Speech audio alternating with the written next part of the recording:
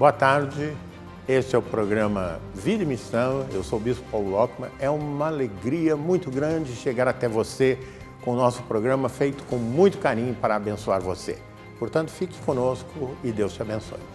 Na semana da Rio+20, o Instituto Metodista Bennett abriu suas portas para um diálogo sobre sustentabilidade.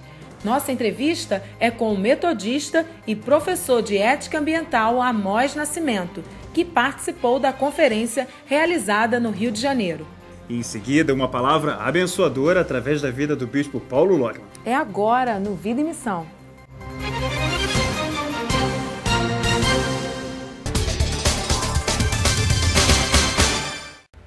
Olá, nós estamos aqui com Amós Nascimento. Ele é professor de ética ambiental da Universidade de Washington e também assessor especial para a Junta Geral do Ensino Superior e Ministério, ligada à Igreja Metodista Unida nos Estados Unidos. E ele veio ao Brasil com um grupo de cristãos metodistas e de outras denominações participar da Rio+20. Boa tarde, Amós.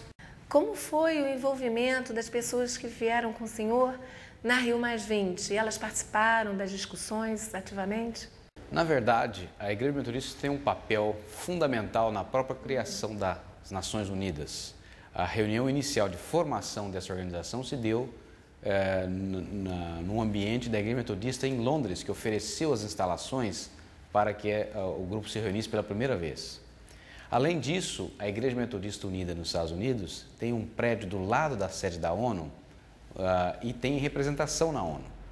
Então foi através dessa representação metodista na ONU que nós organizamos todo um movimento e um evento para pedir maior participação das igrejas e das comunidades de fé nas decisões da ONU. Esse evento que nós organizamos no âmbito da Conferência Rio+20, ele era um evento paralelo, mas dentro da programação oficial da ONU.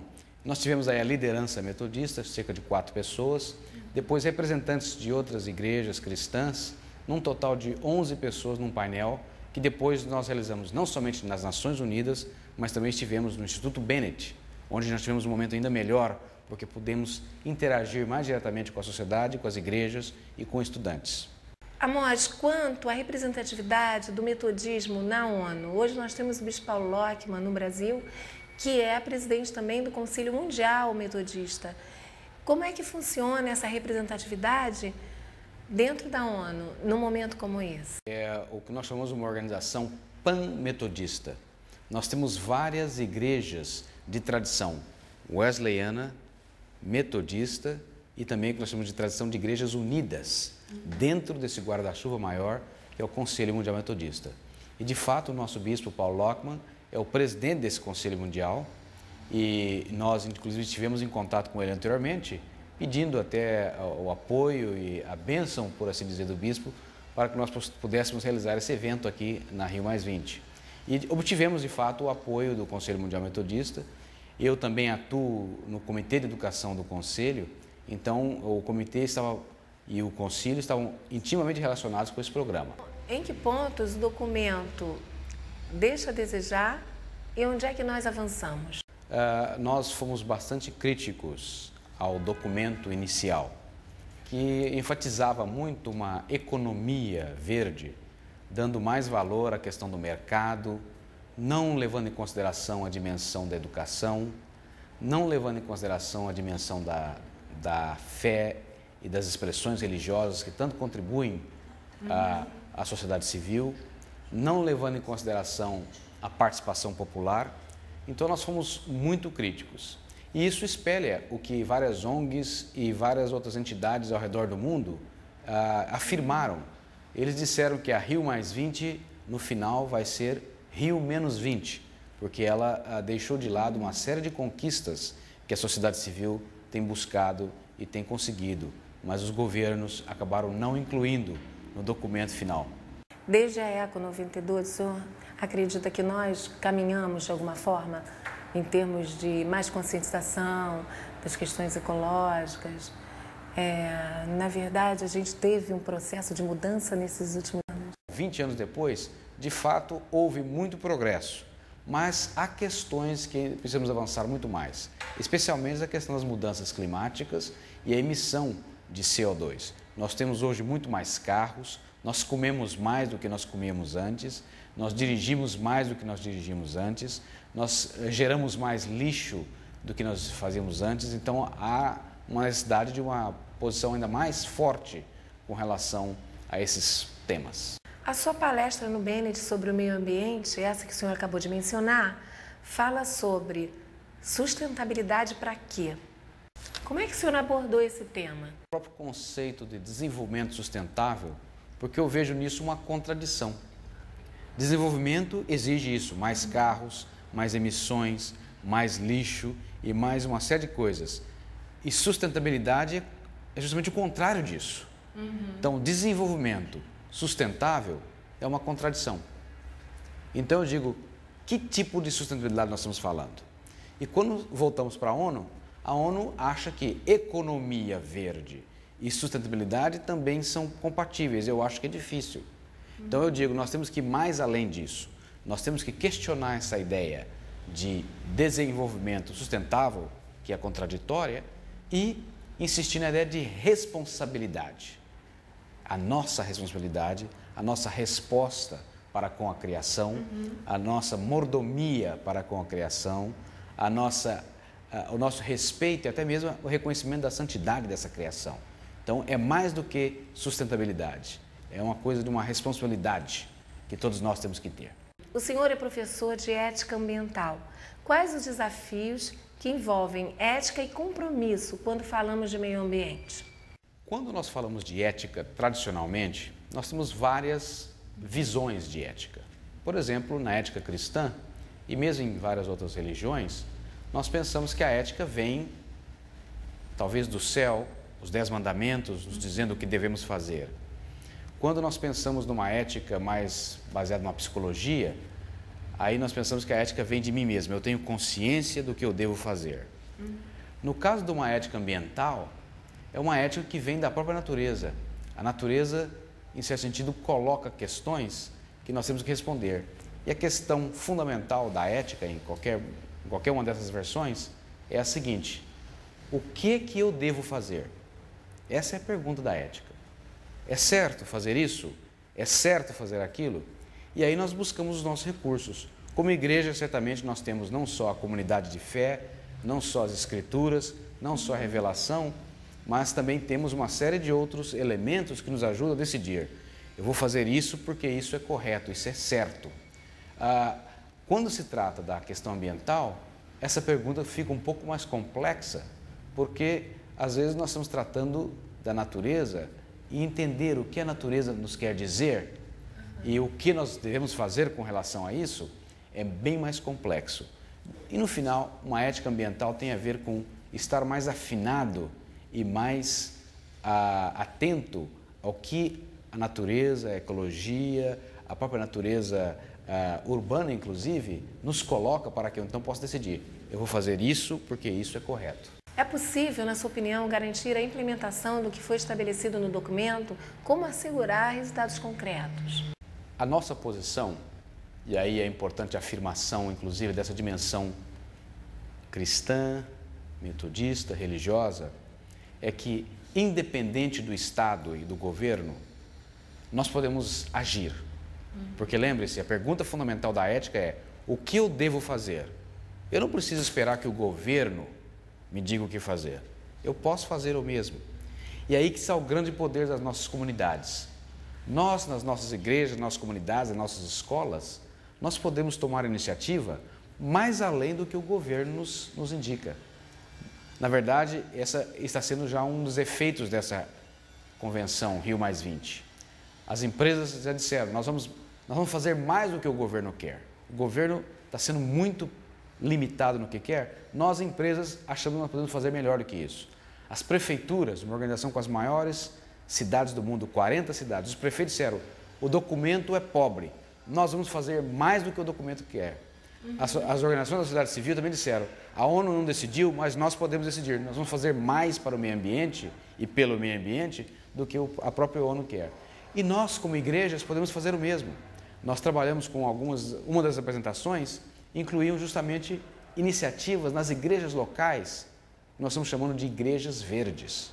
Então nós podemos fazer muitas coisas na nossa igreja local, na nossa escola, na nossa comunidade. Muito obrigada, Amós, pela sua participação aqui no programa Vida e Missão. E você aí de casa, não saia daí, fique conosco. Nós ainda temos muitas novidades esperando por você. Na semana da Rio+20, o Instituto Metodista Bennett recebeu palestrantes de organismos nacionais e internacionais metodistas e de outras confissões cristãs para o seminário Dimensões Éticas da Sustentabilidade, sobre uma perspectiva religiosa e educacional. O Bennett tem se caracterizado na sua história de ser uma instituição de vanguarda, uma instituição que tem colaborado com a sociedade, com o avanço social, com a democracia, com a abertura de espaços para a discussão sobre a ideia da plenitude da vida, a vida plena e abundante que Jesus veio nos trazer. Entre os principais promotores do evento estavam a Junta Geral de Educação Superior e Ministério, ligada à Igreja Metodista Unida, nos Estados Unidos, e o Comitê de Educação do Concílio Mundial Metodista. Professores e especialistas em educação, religião e meio ambiente, participantes da Rio+20, discursaram sobre a contribuição de instituições religiosas e educacionais na promoção de valores éticos e de práticas ambientais sustentáveis. A Organização das Nações Unidas foi criada para assegurar a paz e a segurança, o desenvolvimento sustentável e mecanismos que relacionem os Estados e as nações em paz e segurança. Sustentabilidade, para mim e para a Igreja Metodista Unida, significa a relação integral de tudo isso. Não haverá paz, segurança e progresso social se o desenvolvimento sustentável e os direitos humanos estiverem ausentes. O representante da Aliança Batista Mundial na Rio+20, Dr. Mark Greenwood, exemplificou o papel da igreja e de cada cristão através de personagens bíblicos que, nos relatos da Escritura Sagrada, cuidavam de todos os assuntos relacionados à comunidade em que viviam, incluindo o meio ambiente. Como eu coloquei, eu acho que todo ser humano é um ser criado por Deus, colocado no seu jardim para cuidar dele. Então, a nossa responsabilidade é cuidar do jardim de Deus. Também Deus chama a gente para praticarmos justiça social. A bióloga e educadora ambiental doutora Gínia Bontempo reforçou o discurso sobre a importância das instituições religiosas trabalharem os temas socioambientais de forma mais ativa. Bem, as igrejas, elas já têm um manual para isso, e esse manual é a própria Bíblia. Então, talvez o que nos falte seja estudar um pouco mais a Bíblia com esse olhar para as questões socioambientais. No meio do público do evento, encontramos a jovem Kathleen Wills, que participou de movimentos paralelos à Conferência da ONU. Ela também ressalta a importância dos cristãos estarem sempre envolvidos com as questões ambientais. Nós temos o compromisso com a criação de Deus, nós somos parte da criação de Deus e, como sendo parte da criação de Deus, nós temos o compromisso de ter um relacionamento de cuidado com toda essa criação, que inclui os seres vivos em geral, como os animais, plantas, a água, tudo que envolve o meio ambiente e também o ser humano. Esse é o momento da Palavra de Deus.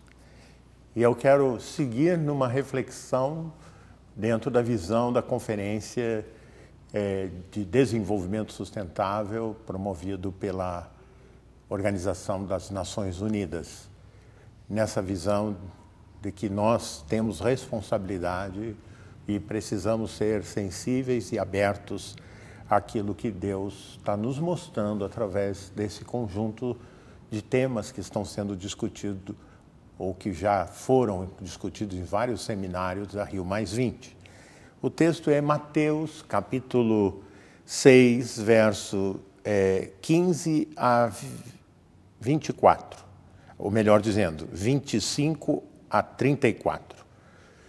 Por isso vos digo, não andeis ansiosos pela vossa vida quanto ao que haveis de comer ou beber, nem pelo vosso corpo quanto ao que haveis de vestir. Não é a vida mais do que o alimento e o corpo mais do que as vestes? Observai as aves do campo, que não semeiam, não colhem, nem ajuntam em celeiros, contudo vosso Pai Celeste as sustenta. Porventura, não valeis vós muito mais do que as aves? Qual de vós, por ansioso que esteja, pode acrescentar um côvado ao curso de sua vida? Por que andais ansiosos quanto ao vestuário? Considerai como crescem os lírios do campo, eles não trabalham, nem fiam. Eu, contudo, vos afirmo que nem Salomão, em toda a sua glória, se vestiu como qualquer deles. Ora, se Deus veste assim a erva do campo, que hoje existe e amanhã é lançada no forno, quanto mais a vós outros homens de pequena fé. Portanto, não vos inquieteis dizendo que comeremos, que beberemos ou com que nos vestiremos, porque os gentios é que procuram todas estas coisas, pois vosso Pai Celeste sabe que necessitais delas. Buscai, pois, em primeiro lugar o seu reino e a sua justiça, e todas estas coisas vos serão acrescentadas. Portanto, não vos inquieteis com o dia de amanhã, pois o amanhã trará o seu próprio cuidado. Basta a cada dia o seu próprio mal. Bastante direta essa palavra de Jesus para todos nós, né? E eu diria que, embora dada há quase 2000 anos atrás, ela traduz um pouco do coração do ser humano. Né? Desde muito pequeno nós queremos possuir coisas. Não é?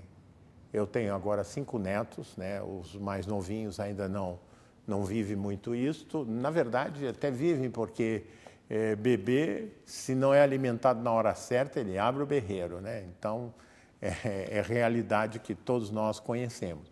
Mas os maiorzinhos é muito complicado, porque quando eles estão reunidos juntos e um tem um brinquedo, o outro tem um brinquedo, mas o seu brinquedo não é suficiente, ele quer o brinquedo do outro. E é impressionante, porque isso é intrínseco à natureza humana, né? Você tem, mas você quer ter mais.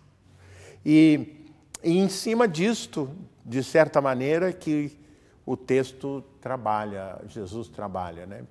Quando Jesus enviou os apóstolos, o chamado discurso missionário, aqui mesmo no Evangelho de Mateus, ele disse para os missionários que fosse de cidade em cidade, não levasse 2 túnicas, 2 bolsas, né? Ou seja, você seja o mais leve possível para você ir, viajar e fazer a obra. Eu viajo muito e chego no aeroporto, eu fico impressionado. Certas senhoras, não é, sozinha, com 2 malas assim, coisa descomunal. E ainda uma bolsa que também ela nem consegue carregar, mas que tem rodinha e ela vai para dentro do avião. Eu fico pensando assim, ela está levando a casa dela ali, porque aquelas malas daquele tamanho devem caber a casa inteira, né? Mas o que acontece? A pessoa vai ficar uma semana, ela quer vestir uma roupa de manhã, outra roupa de noite. Ela quer vestir, então, e não pode repetir a roupa. Agora, por que as coisas são dessa forma, não é? E o que isso tem a ver com ecologia? Eu digo para você, primeiro, as coisas são desta forma porque há uma compulsão criada pela sociedade de consumo de que você tem que estar sempre bem apresentável. E o bem apresentável tem a ver com roupa de marca, tem a ver com não repetir a roupa. Quem anda em círculos sociais, vai à igreja, vai ao clube ou vai ao trabalho, compulsivamente, é impulsionado a consumir cada vez mais. E, queridos irmãos e irmãs, esse consumir cada vez mais compromete a criação de Deus. Porque a necessidade de produção, por exemplo, de tecidos na algodão, basicamente as grandes fazendas de produção de algodão ocupam toda a área. O tipo de agricultura que nós tínhamos há anos e anos atrás era uma agricultura voltada para a necessidade humana e não para a exportação, para o acúmulo de riqueza. Então, hoje, o sujeito tem empregados, os empregados não têm nem condição de criar uma horta, porque o terreno está todo ocupado com a produção de algodão. Nada contra o algodão, eu prefiro roupa de algodão do que de tecido sintético. Porém, é a filosofia que se encontra por trás disso. Quer dizer, produzir riquezas para o agronegócio, de modo que a natureza, os produtos que estão cada vez mais injetados de químicas para fazer produzir mais, vão danificando a natureza e vão até danificando o nosso organismo. Porque até hoje não se sabe todas as implicações, não se tem clareza tanto do uso de agrotóxicos como os transgênicos. Eu creio que isso tem gerado enfermidades. Eu tenho uma família muito grande, tanto no Rio Grande do Sul como parte da minha esposa. São raras as pessoas que ainda não tiveram câncer. Eu olho as gerações anteriores a nós e eu não vejo isso. Ou seja, nós estamos plantando doença junto com a superprodução e o enriquecimento do agronegócio. Então nós temos que discutir isso. Nós precisamos optar por um tipo de vida diferente daquela que a sociedade de consumo está impondo para nós. O texto diz assim, nós precisamos pensar naquilo que nós realmente necessitamos. O que nós realmente necessitamos? Nós necessitamos de ter no armário 6 sapatos? Nós necessitamos ter uma infinidade de camisas e roupas, etc. Tudo isso nós estamos sendo estimulados a um padrão e um estilo de vida que, de maneira em médio e longo prazo, estão destruindo a natureza que Deus criou. E aqui é feito um apelo, um convite mesmo. Qual é o convite? O convite é que nós confiamos em Deus. Deus pode cuidar de nós. O sustento tem origem no Senhor. A criação é obra das mãos de Deus. E na medida que nós modulamos isso, equilibramos isso, nós não paramos de atender os apelos da sociedade de consumo. Eu dou um exemplo para vocês. As novelas, filmes, são patrocinados por multinacionais também. Por quê? Porque os artistas se vestem de uma maneira, de modo que a novela mal começou, o mercado já está absorvendo o tipo de roupa que a atriz usa, que o ator usa. E saiba que, se você for na Rua da Alfândega, você compra produto igual, sem aquela marca e sem aquele padrão, por 20% do preço que as pessoas têm que pagar. Nós estamos sendo escravizados e dominados pelo poder econômico. Nós precisamos reagir a essas explosões de consumo que têm como consequência a devastação da própria natureza. O desenvolvimento sustentável chama a sociedade de consumo, o mundo industrializado, para um ponto de equilíbrio. Alguns dizem, bom, mas isso vai fechar indústrias e tudo mais. Eu creio que, se nós tivermos um planejamento, esse tipo de consequência não vai acontecer da maneira como está prevista pelos alarmistas que defendem essa explosão industrial e essa sociedade de consumo. Nós estamos sendo chamados também para a confiança em Deus, porque essa compulsão ao consumo traduz uma certa insegurança, uma baixa autoestima. Eu só vou ser aceito se eu andar nesse padrão de vida. E nós temos que primeiro agradar a Deus. Deus é que pode nos ajudar a descobrir os nossos dons, a descobrir o caminho que Ele tem para nós. E na medida que nós conhecemos a Deus e conhecemos a sua palavra e entregamos a nossa vida a Cristo, isso mexe com o nosso coração, mexe com a nossa consciência e mexe com os nossos valores. Nós estamos precisando rever os nossos valores. O que é mais importante para você? Vamos recolocar em ordem a nossa vida, atendendo o apelo de Deus e o apelo à consciência e à reflexão, que a Conferência Rio+20 provoca em nós à luz do texto da Palavra de Deus. Olha o que diz o Senhor na sua palavra. Eu, contudo, vos afirmo que nem Salomão, em toda a sua glória, se vestiu como qualquer deles. Ora, se Deus veste assim, cuida assim das ervas do campo, que dirá de cada um de nós? E a palavra de Jesus termina: homens e mulheres de pequena fé. Que o nosso coração esteja voltado para o Senhor, para o comprometimento com a criação e para com uma vida de revisão dos nossos valores. Que Deus te abençoe. Permita-me orar por você.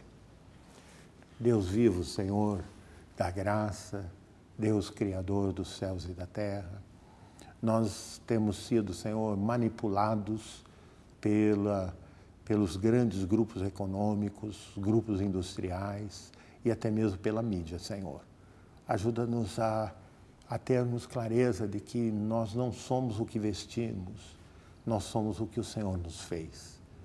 Ajuda-nos a entender que Tu tens um propósito para a nossa vida e que se a nossa vida só adquire sentido nas mãos do Senhor Jesus.